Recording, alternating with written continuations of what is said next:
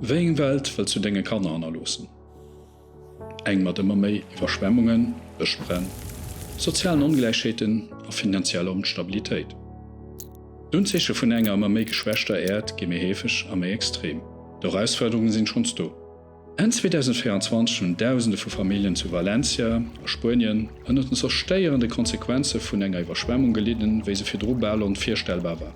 An Deutschland huet katastrophal Heichwässer vun 2020 méi wie 30 Milliarden Euro Schwert verursacht. A Griechenland, a Frankreich, an Portugal brennend Beschirmer Medags.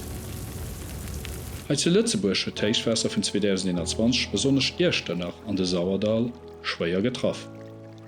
Außerdem sind 2/3 vun de Beem an eise Bëcher beschädigt an noch an onsem Land steigert Dämut.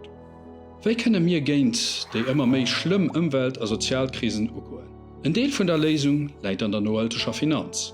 Nohalteg Investéiere bedeit als aktuell an zukünfteg Investiioune gezielter Projekte ze orientéieren, déi d'Ëmwelt schützen, de Klimawandel bremsen, Sozialgerechtegkeete fördern, an eso fir eng mi resilient, nohalteg a gerecht Zukunft zuergen.